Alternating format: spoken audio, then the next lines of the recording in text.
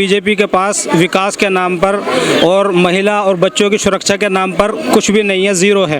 इस वजह से जब जब जहाँ जहाँ इलेक्शन आएंगे तो इस चीज़ का सामना करना पड़ेगा।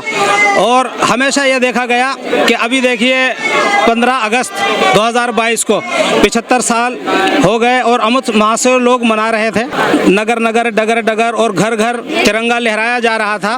तो उस वक्त लाल किले की दीवार से एक नारा बुलंद किया हमारे प्रधानमंत्री साहब ने कि लोग औरतों को वो दर्जा नहीं देते जो दर्जा देना चाहिए।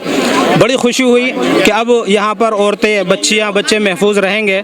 लेकिन शाम होते होते एक ऐसी दरिंदों के बारे में कैसी खबर आई कि जिनको जेल से रिहाई भी मिली और इतनी इज्जत के साथ रिहाई मिली, उनको तिलक लगाया गया और उनके पैर छुए गए, उनको मिठाई खिलाई गई।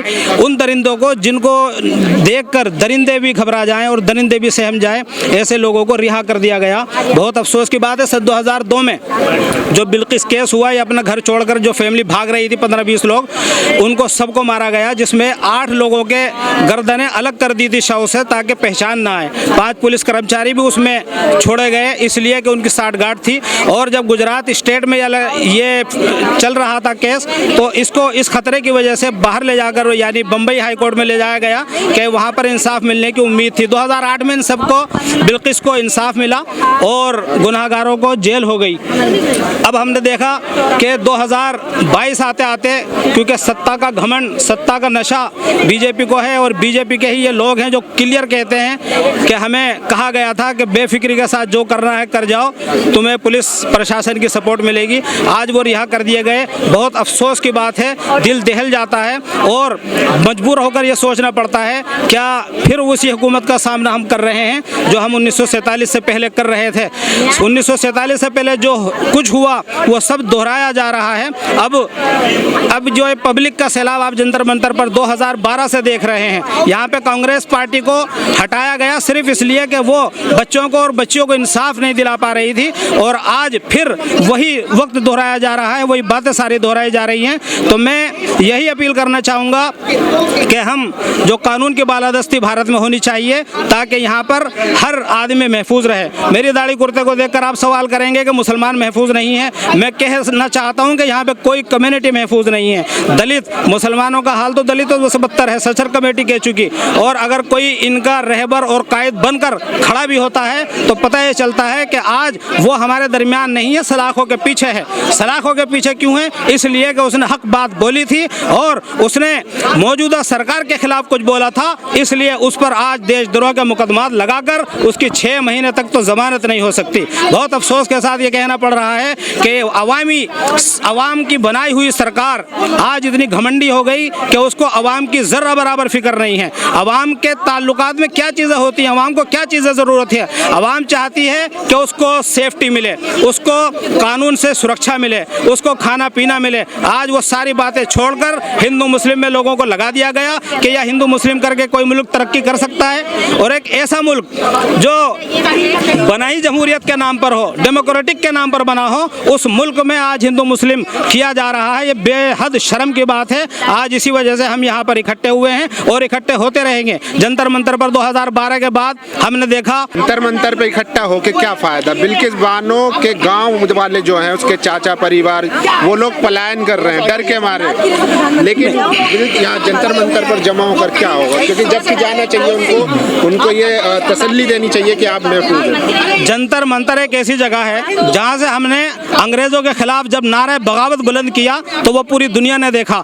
ये हम संसद में नहीं है, संसद रोड पर खड़े हुए हैं इस टाइम, और ये आवाज़ हमारी पूरी दुनिया सुनेगी। और पूरा भारत में जहाँ भी है इस टाइम बेचैनी पाई जाती है, यानी औरतें हों, मर्द हो, बच्चे हों, हर जगह बेचैनी पाई जा रही है। खुद बिल्किस का क्या हाल होगा ये सोचने की बात है। आज बिल्किस 2008 में ये कह रही थी कि मुझे बहुत अच्छा महसूस हो रहा है कि कानून की बालादस्ती से आज सारे मुजरिम अंदर हैं, और आपसे वादा करते हैं, आपका यह सवाल कि जंतर मंतर पर खड़े होकर क्या कर लोगे, हम आपसे वादा करते हैं कि जितने एक एक मुजरिम जिसको रिहा किया गया है वो दोबारा सुप्रीम कोर्ट के जरिए फैसला आ जाएगा। 1-2 दिन में आप देखेंगे उनको दोबारा जेल होगी और वो वही रहेंगे जहाँ पर उनका मकाम है, यानी सलाखों के पीछे उनका मुकद्दर है और वो वहीं पर रहेंगे। आपको क्या लगता है कानून को ताक पर रखकर उनको छोड़ा गया? देखिए, कानून की बालादस्ती मजबूत होगी मुल्क में, और जैसा कि आप जानते हैं कि सत्ता पक्ष के ज़रिए ही कानून को चलाया जाता है। जो 4 पिलर हैं जिसमें एक मीडिया भी है, अगर वही गलत काम करने लग जाए तो फिर उनको रास्ता दिखाने के लिए आवाम रोडों पर आती है, और जब आवाम रोड पर आ जाए तो फिर सरकार भी समझ ले और न्यायाधीश भी समझ ले, कानून के समझ ले के जानकार कह रहे हैं कि कानूनी तरीके से नहीं, कानूनी तरीके से इनको रिहा नहीं किया गया। ऐसा है कि वो ब्राह्मण थे, इनको रिहा कर दिया गया। तो आप ये समझ लें कि जब बलात्कार करते हैं तो न तो वो मुस्लिम रहते, न वो दलित रहते, न वो ब्राह्मण रहते, यहाँ तक कि अगर मौजूदा हुकूमत में बैठे प्रधानमंत्री का लड़का या भाई भी अगर बलात्कार करता है तो वो मुजरिम है। अब तक जिन्होंने हुकूमतें की हैं, हजार साल की हो, 2000 साल की हो, लेकिन उन्होंने अगर हुकूमतें की है तो उन्होंने आवाम को देखा है और आवाम को समझा है। अगर आवाम ही को नहीं समझेंगे तो आवाम एक दिन उनका तख्ता पलटने के लिए काफ़ी है। जनहित यही है कि आवाम की सारी परेशानियों को समझा जाए और देखा जाए। आज आवाम ये चाहती है, लोग कह रहे हैं अगर ये मुद्दा ज़्यादा उछाल पकड़ता है तो बीजेपी को फायदा होगा गुजरात नहीं, बीजेपी को तो इन चीज़ों का फायदा डायरेक्ट होता है, लेकिन इस चीज़ का फायदा अब आवाम उठाने नहीं देगी। ईवीएम से फायदा हो, चाहे इस तरह के हिंदू मुस्लिम करने से फायदा हो, आवाम जाग चुकी है। और जिस मुल्क की आवाम जाग जाती है वो मुल्क आवाम की राय से चलता है, 2 4 5 पूंजीपतियों के जरिए नहीं चलता। दोबारा जेल होगी और बहुत जल्दी होगी। ये भीड़ यही बात बताने के लिए आपको आई है कि फौरन उनको बेचैनी है पूरे मुल्क में। जगह जगह एहतजाज इसलिए हो रहे हैं कि बिल्किस बानो के जो मुजरिम हैं उनको फौरन कैफर किरदार तक पहुँचाया जाए और उनके जेलों की सलाखों के पीछे बहुत जल्दी पहुँचाया जाए।